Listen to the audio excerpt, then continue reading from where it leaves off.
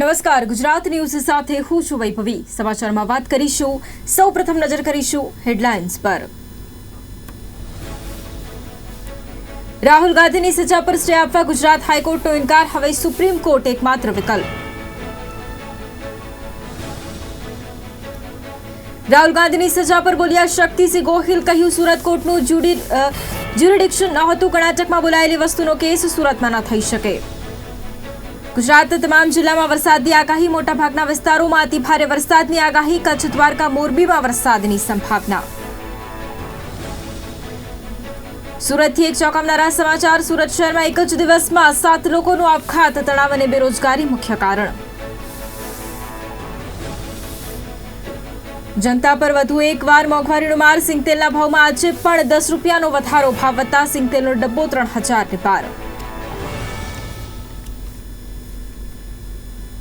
મોદી અટકના વિવાદિત નિવેદન પર માનહાનિના કેસમાં ગુજરાત હાઈકોર્ટે રાહુલ ગાંધીની અરજી ફગાવી દેતા કોંગ્રેસ આગળ લડી લેવાની મક્કમતા બતાવી હતી। ગુજરાત હાઈકોર્ટના ચુકાદાને લઈને પ્રેસ મીડિયાને સંબોધન કરતા વિપક્ષ નેતા અમિત ચાવડાએ જણાવ્યું કે કેન્દ્રમાં મોદીની સરકાર દેશમાં તાનાશાહી રાજ લાવવાની ઈચ્છા રાખે છે અને એટલા જ માટે અમારા નેતા રાહુલ ગાંધીનું મોઢું બંધ રાખવા માટે દેશમાં અનેક જગ્યાઓ પર તેમની પર માનહાનિના કેસ કરવામાં આવ્યા છે।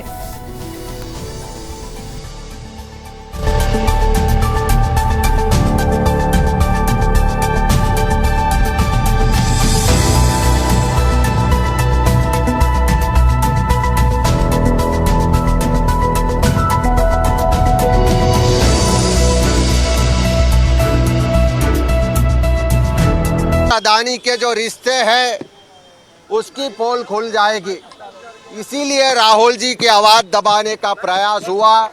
पूरे देश में अलग अलग जगह पे मानहानि के केस दायर किए गए और जिस तरीके से न्यायपालिका की प्रक्रिया हम सब ने देखी है कि हर तरह के प्रावधान होने के बावजूद, हर तरह के पुराने जजमेंट होने के बावजूद एक के बाद एक जजमेंट ऐसे दिए जा रहे हैं जैसे पूरे देश में लोकशाही खत्म करके तानाशाह का शासन आएगा।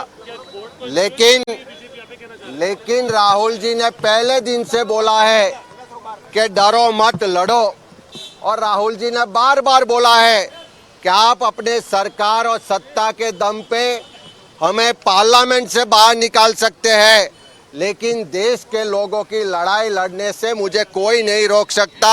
आप पार्लियामेंट से निकालो, मेरे घर खाली करवाओ, मुझे जेल में डालो, लेकिन देश के लोगों की आवाज़ बनने का काम राहुल जी करेंगे और ये लड़ाई लंबी चलेगी। हमें अब भी कानून पे विश्वास है और सुप्रीम कोर्ट में इसके लिए आगे जो भी पार्टी स्टैंड लेगी उसी हिसाब से सुप्रीम कोर्ट के पास भी जाएंगे।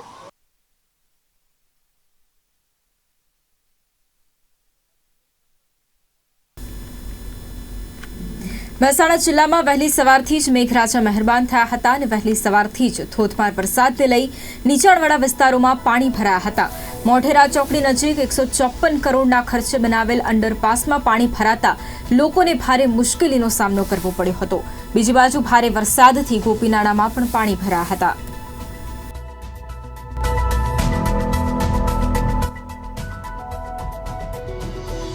મહેસાણા જિલ્લામાં વહેલી સવારથી જ વાતાવરણમાં પલટો આવ્યો હતો અને વહેલી સવારથી જ મેઘરાજા છે તે મહેરબાન થયા હતા। વહેલી સવારથી જ મહેસાણામાં ધોધમાર વરસાદ ખાબક્યો હતો, જેને લઈને નીચાણવાળા વિસ્તારો છે કે જ્યાં પાણી ભરાયા હતા।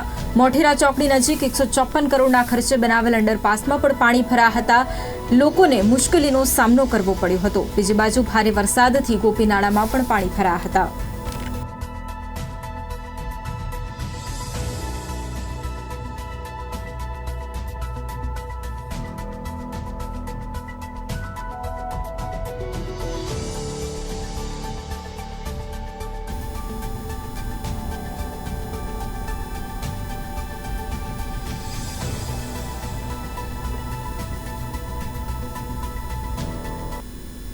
હવામાન વિભાગની આગાહીને પગલે રાજ્યમાં વરસાદી માહોલ છવાયો છે, જેમાં કચ્છમાં વહેલી સવારથી મેઘરાજા મહેરબાન બન્યા છે, જેમાં નખત્રાણા અને ભુજમાં 1.5 ઇંચ વરસાદ ખાબક્યો હતો, તો અંજારમાં 1 ઇંચ વરસાદ નોંધાયો હતો।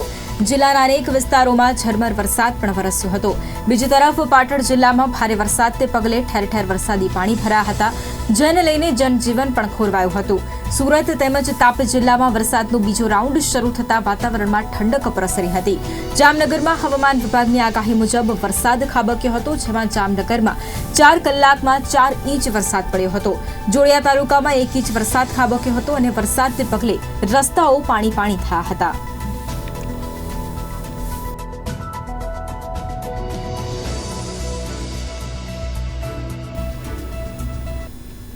ગુજરાતમાં હવામાન વિભાગે 5 દિવસ સાર્વત્રિક મેઘમહેરની આગાહી કરી છે.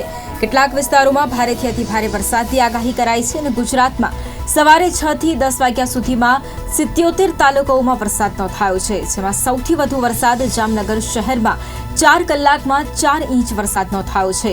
સુરેન્દ્રનગરમાં પણ સવારથી જ મેઘમહેર થઈ હતી, તો તાપીમાં પણ સવારથી સામાન્ય વરસાદ શરૂ થયો હતો. બનાસકાંઠામાં થરાદના બુઢાણપુર નજીક ભારતમાલા પ્રોજેક્ટ નીચે સર્વિસ રોડ પર પાણી ભરાતા ચાલકોએ જાતે બેરિકેડ્સ ખસેડીને રસ્તો બનાવ્યો હતો, તો ગીર સોમનાથમાં કાળા ડિબાંગ વાતાવરણ વચ્ચે વરસાદ શરૂ થયો હતો.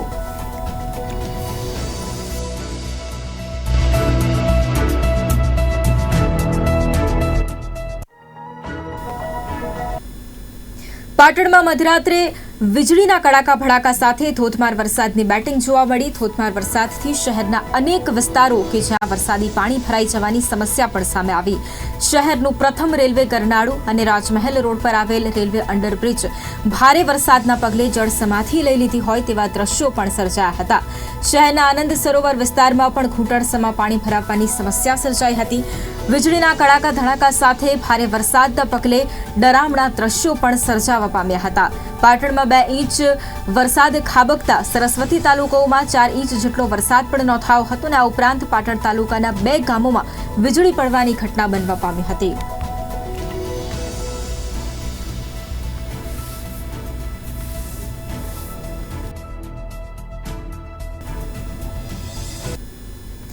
અમદાવાદમાં G20 U20 સમિટ અંતર્ગત આજે હેરિટેજ મોકલો આયોજન કરવામાં આવ્યું હતું, જેમાં 40 દેશના 60 શહેરમાંથી 130 મેયર અને ડેપ્યુટી મેયર કાલુપુર સ્વામિનારાયણ મંદિર ખાતે પહોંચ્યા.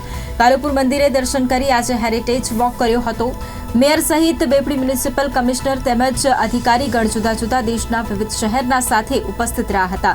અમદાવાદને મળેલો હેરિટેજનો વારસો કઈ રીતના જળવાશે અને હેરિટેજમાં શું અલગ વિશેષતા છે તે અંગે માહિતી આપી હતી. આ સમિટને લઈ મેયર કિરીટ પરમાર તથા મારા સંવાદદાતાએ ખાસ વાતચીત પણ કરી હતી. આવો સાંભળીએ.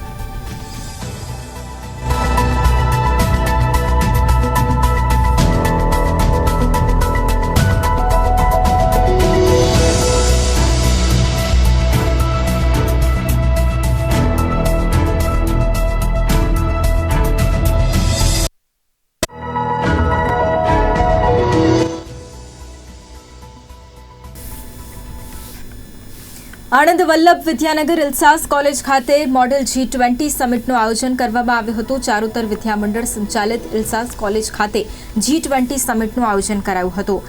આ સમિટનો હેતુ વાતાવરણમાં આવી રહેલા ફેરફાર અને દેશના સાતત્ય વિકાસ માટે સંસ્થાના પ્રાધ્યાપકો સાથે વિસ્તૃત ચર્ચા કરવામાં આવશે. 2 દિવસ ચાલનારી સમિટમાં આણંદ ભાજપના મહામંત્રી મયુર સુથાર ખાસ ઉપસ્થિત હતા. કોલેજના પ્રિન્સિપલ, પ્રાધ્યાપકો અને વિદ્યાર્થીઓ પણ હાજર રહ્યા હતા.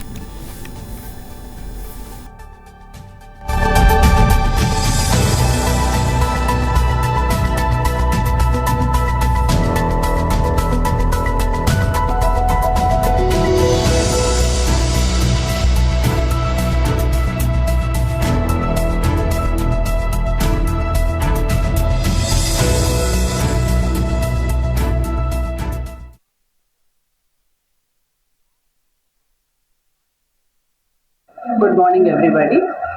आज इल्सास कॉलेज में हम मॉडल G20 समिट पहले बार आनंद डिस्ट्रिक्ट में ऑर्गेनाइज कर रहे हैं. ये ऑर्गेनाइज करने का एक मेन कारण ये है कि हम सबको ये बात पता ही है कि इंडिया इस साल एक्चुअली G20 प्रेसिडेंसी होल्ड कर रहे हैं एंड हर एक एजुकेशनल ऑर्गेनाइजेशन एंड यूनिवर्सिटीज़ का एक जिम्मेदारी बनती है कि they have to contribute and they have to act in accordance with the G20 presidency. And CBM university G20 presidency को सपोर्ट करते हुए हर एक चीज़ में वो लोग हमको सपोर्ट दिया है. And we have been instructed and we have been thoroughly guided that G20 को प्रमोट करते हुए हमको कुछ एक्टिविटीज़ करना है. एंड इस बार हम being constituent college of CBM university jointly हम इस बार ये मॉडल G20 समिट को हम ऑर्गेनाइज कर रहे हैं. And we have collaborated with international peace model united nations IPMUN. Already IPMUN G20 के दौरान बहुत कुछ कार्यक्रम किया हुआ है. एंड मिस्टर वासु पटेल, एक स्पेशल थिंग वासु पटेल का ये है कि ये हमारा ही कॉलेज में पॉलिटिक्स एंड इंटरनेशनल रिलेशंस का PG कंप्लीट किया हुआ है और G20 का काफ़ी अच्छा कार्यक्रम उन्होंने कंडक्ट किया हुआ है.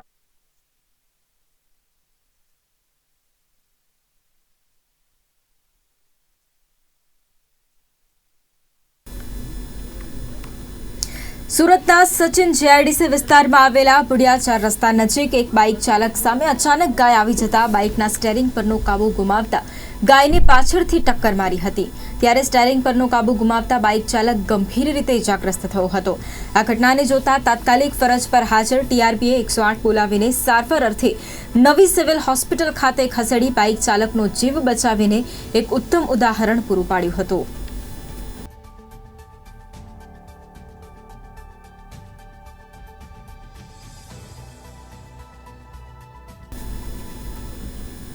આગાહી પ્રમાણે સુરેન્દ્રનગર જિલ્લામાં પણ મુશળધાર વરસાદ વરસ્યો છે અને વરસાદના કારણે સુરેન્દ્રનગરના લખતરના લીલાપુર પાટડી રોડ પર અંડરબ્રિજમાં પાણી ભરાઈ ગયા હતા. રેલવેના અંડરબ્રિજમાં વરસાદી પાણી ભરાતા 108 એમ્બ્યુલન્સને પસાર થવામાં હાલાકી પડી હતી.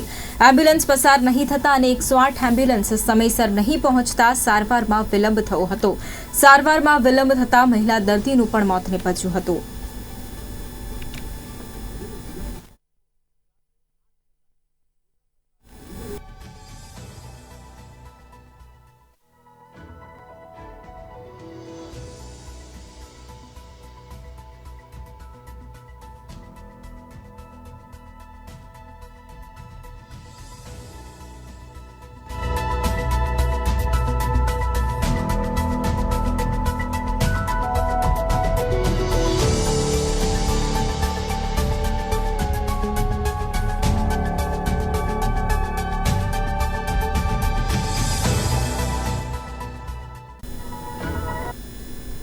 તો વધુ એક મહત્વના સમાચાર પર અત્યારે જો નજર કરવામાં આવે તો આગામી સમયમાં વરસાદને લઈને ખાસ આગાહી કરવામાં આવી છે. 5 દિવસ રાજ્યમાં વરસાદી માહોલ યથાવત રહેવાનો છે.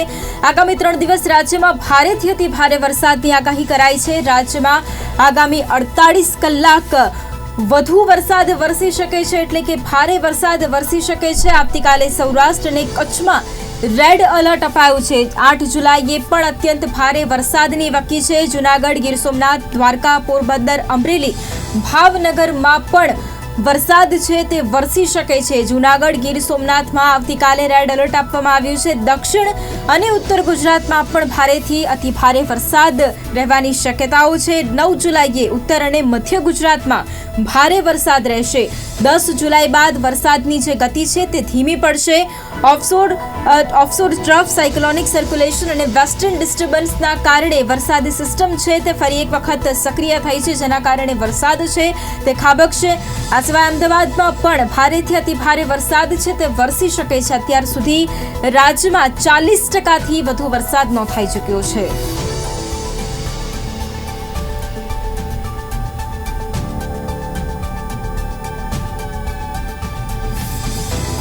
તો આગામી 5 દિવસ રાજ્યમાં વરસાદી માહોલ કે જે યથાવત રહેશે અને આગામી 3 દિવસ રાજ્યમાં ભારેથી અતિ ભારે વરસાદ છે તે વરસી શકે છે.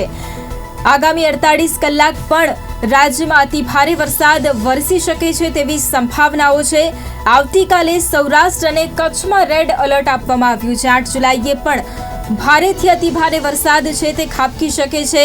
આ સિવાય સૌરાષ્ટ્રની ખાસ વાત કરીએ તો જૂનાગઢ, ગીર સોમનાથ, દ્વારકા, પોરબંદર, અમરેલી તેમજ ભાવનગરમાં એટલે કે સમગ્ર સૌરાષ્ટ્ર પંથકની અંદર ભારેથી અતિ ભારે વરસાદની આગાહી કરવામાં આવી છે. ખાસ તો જૂનાગઢ અને ગીર સોમનાથમાં આવતીકાલ માટે રેડ એલર્ટ જાહેર કરવામાં આવ્યું છે। દક્ષિણ ગુજરાતની વાત કરીએ, દક્ષિણ ગુજરાતમાં પણ ભારેથી અતિ ભારે વરસાદની આગાહી કરવામાં આવી છે। આ સિવાય આગામી 3 દિવસ ઉત્તર ગુજરાતમાં પણ ભારેથી અતિ ભારે વરસાદની આગાહી કરાઈ છે। 9મી જુલાઈએ ઉત્તર અને મધ્ય ગુજરાતમાં ભારે વરસાદ વરસી શકે છે। 10 જુલાઈ બાદ વરસાદની ગતિ છે તે ક્યાંક ધીમી પડશે। Offshore trough cyclonic circulation western ડિસ્ટર્બન્સના કારણે વરસાદી સિસ્ટમ ફરી એક વખત સક્રિય થતા સમગ્ર રાજ્યમાં વરસાદી માહોલ રહેશે। આગામી 5 દિવસ વરસાદી માહોલ રહેશે, જેમાં આગામી 3 દિવસ તો ભારેથી અતિ ભારે વરસાદની આગાહી કરાઈ છે। જો કે અત્યાર સુધી વરસાદની શરૂઆત થતાની સાથે જ, એટલે કે સત્તાવાર ગુજરાતમાં એન્ટ્રી થતાની સાથે જ સિઝનનો 40%થી વધુ વરસાદ નોંધાઈ ચૂક્યો છે।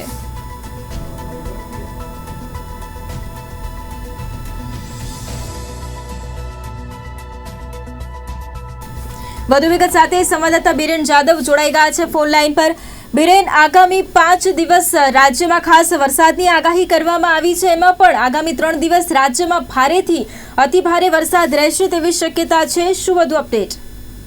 બિલકુલ થી બીજું વહન ત્યારે ગુજરાત પરથી પસાર થઈ રહ્યું છે, તેને જ લઈને હવામાન વિભાગે આગાહી કરી છે કે આગામી 5 દિવસ રાજ્યભરમાં સાર્વત્રિક વરસાદ રહેશે, જેમાં આવતીકાલથી જે સૌરાષ્ટ્ર અને કચ્છના જે ભાગો છે ત્યાં રેડ એલર્ટ આપવામાં આવ્યું છે। સાથે જ 8 જુલાઈએ અત્યંત ભારે વરસાદની આગાહી કરવામાં આવી છે, એટલે કે 48 કલાક હવે ગુજરાત માટે ભારે છે, કારણ કે સૌરાષ્ટ્રના ભાગો હોય, દક્ષિણ ગુજરાતના ભાગો હોય, મધ્ય ગુજરાતના ભાગો હોય, તમામ જગ્યાએ સાર્વત્રિક વરસાદની આગાહી કરવામાં આવી છે। કારણ કે પહેલું વહન ગુજરાતમાંથી પસાર થયા બાદ હવે વરસાદનો બીજો રાઉન્ડ ગુજરાતમાં ચાલુ થશે। આજથી આ હવામાન વિભાગે આગાહી કરી છે કે વરસાદ વરસશે।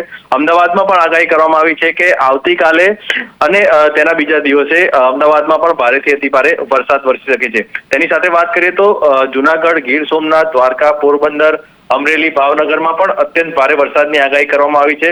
9 તારીખની વૈભવી જો આપણે વાત કરીએ તો ઉત્તર ગુજરાત અને મધ્ય ગુજરાતમાં ભારે વરસાદ રહેશે, તે પ્રકારનું અનુમાન પણ હવામાન વિભાગ દ્વારા વ્યક્ત કરવામાં આવ્યું છે। જો કે અત્યાર સુધીની વાત કરીએ તો 40%થી પણ વધુ વરસાદ જે છે તે રાજ્યભરમાં નોંધાઈ ચૂક્યો છે, એટલે કે હજુ પણ 5 દિવસ સાર્વત્રિક વરસાદ ગુજરાતમાં વરસશે અને ઘણા એવા ભાગો છે સૌરાષ્ટ્ર અને કચ્છના કે ત્યાં ભારેથી અતિ ભારે વરસાદ જે છે તે વરસી શકે છે। વૈભવી, ખાસ કરીને વરસાદ તો હવે જે બીજો રાઉન્ડ છે તે પણ શરૂ થશે અને રાજ્યના કેટલાય જિલ્લાઓ એવા છે કે જ્યાં રેડ એલર્ટ પણ જાહેર કરવામાં આવ્યો છે, પરંતુ પ્રથમ વરસાદની અંદર જ રાજ્યના અલગ અલગ જિલ્લાઓની અંદર પ્રી મોન્સૂનની કામગીરી છે તેની પોલ પણ ક્યાંક ને ક્યાંક ખુલી હતી। એટલે આ વખતે ખાસ જ્યારે અમદાવાદમાં પણ ભારેથી અતિ ભારે વરસાદની આગાહી કરવામાં આવી છે, ત્યારે પ્રી મોન્સૂનની કામગીરીને લઈને અઢળક સવાલો પણ ઊભા થઈ રહ્યા છે। હમણાં જ રોડ રસ્તાનું ચેકિંગ પણ હાથ ધરવામાં આવ્યું છે। એટલે હવે જ્યારે બીજો રાઉન્ડ શરૂ થવાનો છે ત્યારે તંત્રની કેટલી તૈયારીઓ? બિલકુલ, તંત્ર હર હંમેશ વૈભવી વાયદા કરે છે કે પ્રી મોન્સૂનની કામગીરી તેમના દ્વારા કરવામાં આવી રહી છે, પરંતુ તે કામગીરી ફક્ત કાગળ પર હોય તેવા દ્રશ્યો આપણે જોયા છે। અમદાવાદ હોય કે અથવા કોઈ પણ મ્યુનિસિપલ કોર્પોરેશન હોય, તમામ મોટા શહેરોમાં આ પ્રકારના જે રસ્તા ધોવાતા હોય, પાણીની ભરાવાની સમસ્યા હોય, તમામ જગ્યાએ જોવા મળતી હોય છે। ત્યારે હજુ પણ આગામી 5 દિવસ માટે જ્યારે રાજ્યમાં અલગ અલગ જગ્યાએ વરસાદ વરસવાની આગાહી કરવામાં આવી છે અને તેમાં પણ રેડ એલર્ટ જે છે તે કચ્છના ભાગો અને સૌરાષ્ટ્રના ભાગોમાં આપવામાં આવ્યું છે, ત્યારે પણ જે વરસાદ જે છે તે વધુ વરસી શકે છે અને તેના જ કારણે પાણી ભરાવાની સમસ્યા પણ જોવા મળી શકે છે। જો કે અમદાવાદની વૈભવી વાત કરીએ તો આગામી 24 કલાક બાદ અમદાવાદમાં પણ ભારેથી અતિ ભારે વરસાદ વરસે તે પ્રકારની શક્યતા છે, કારણ કે આ વરસાદનો બીજો રાઉન્ડ છે। આ બીજો રાઉન્ડ આગામી 5 દિવસ સુધી ચાલશે અને ત્યારબાદ બીજું એક વહન આવશે તે પ્રકારની શક્યતા છે। જો કે અત્યારે હાલની જો વાત કરીએ તો એક એરફોર્સનો ટ્રફ અને જે સાયક્લોનિક સર્ક્યુલેશન છે અને વેસ્ટર્ન ડિસ્ટર્બન્સ છે, આ 3 સિસ્ટમ સક્રિય હોવાને કારણે અત્યારે હાલ 5 દિવસ માટે જે હવામાન વિભાગ દ્વારા આગાહી કરવામાં આવી છે કે સૌરાષ્ટ્રના ભાગો, કચ્છના ભાગો, દક્ષિણ ગુજરાતના ભાગો અને મધ્ય ગુજરાતના ભાગો તમામ જગ્યાએ સાર્વત્રિક વરસાદ જે છે તે વરસશે। વૈભવી, બિલકુલ આભાર બિરેન સમગ્ર જાણકારી માટે। તો આગામી 5 દિવસ રાજ્યમાં વરસાદી માહોલ યથાવત રહેશે। 3 દિવસ રાજ્યમાં ભારેથી અતિ ભારે વરસાદની આગાહી કરવામાં આવી છે। જેમ સંવાદદાતાએ પણ જાણકારી આપી તે અનુસાર સૌરાષ્ટ્ર અને કચ્છમાં રેડ એલર્ટ જાહેર કરવામાં આવ્યું છે, કારણ કે સૌરાષ્ટ્રના અલગ અલગ જે જિલ્લાઓ છે, જૂનાગઢ, ગીર સોમનાથ, દ્વારકા, પોરબંદર, અમરેલી અને ભાવનગરમાં ભારેથી અતિ ભારે વરસાદ છે તે વરસી શકે છે। એમાં પણ જૂનાગઢ અને ગીર સોમનાથમાં ખાસ રેડ એલર્ટ જાહેર કરવામાં આવ્યું છે। દક્ષિણ ગુજરાત અને ઉત્તર ગુજરાતમાં પણ વરસાદી માહોલ છે તે યથાવત રહેશે।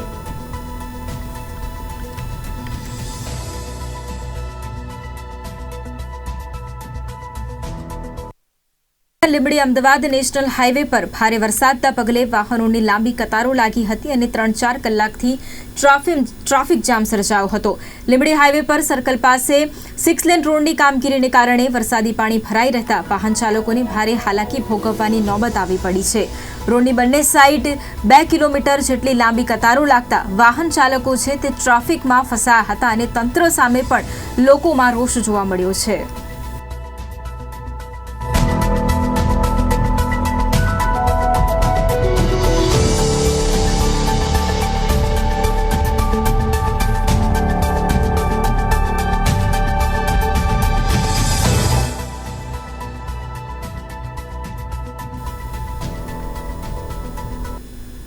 સુરતમાં વરાછા પોલીસ દ્વારા લોક દરબારનું આયોજન કરાયું હતું, જેમાં વરાછા ગ્લોબલ માર્કેટના વેપારીઓ સતત છેતરપિંડીનો ભોગ બની રહ્યા છે.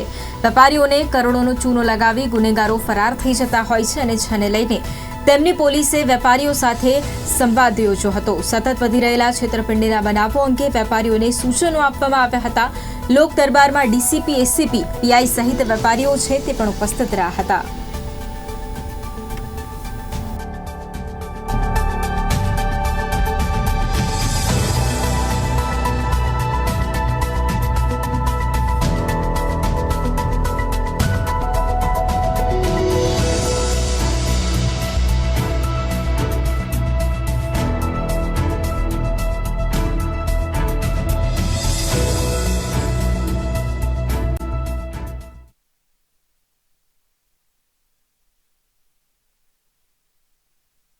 ये हमारी ग्लोबल टेक्सटाइल मार्केट है.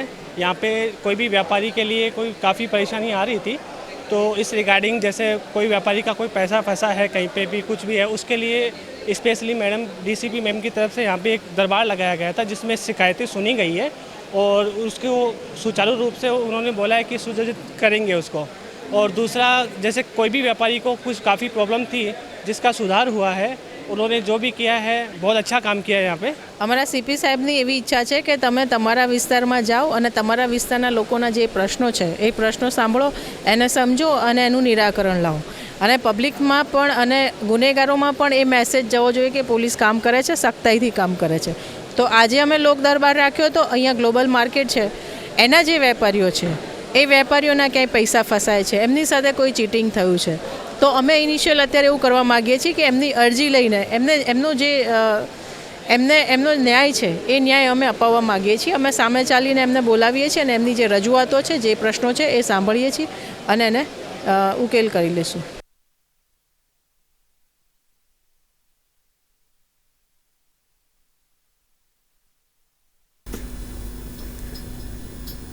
મહેસાણા સ્થિત ઝોનલ ઓબ્ઝર્વેશન હોમમાં કાયદાના સંઘર્ષ હેઠળ રાખવામાં આવેલા 2 બાળકોએ સાથી બાળકને ધાક ધમકી આપી ખંડણી માંગવાનો કિસ્સો સામે આવ્યો છે.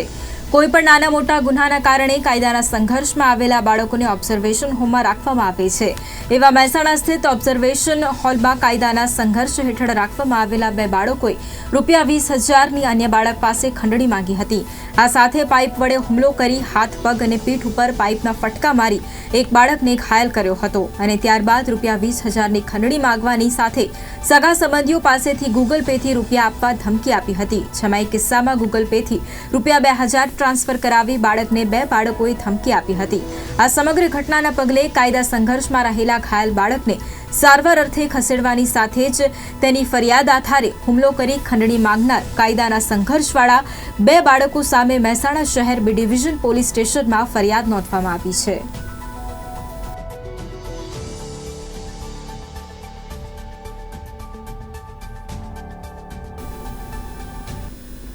તો આ હતા અત્યાર સુધીના સમાચાર. વધુ સમાચારો માટે જોતા રહો ગુજરાત ન્યૂઝ સત્યની સાથે. નમસ્કાર.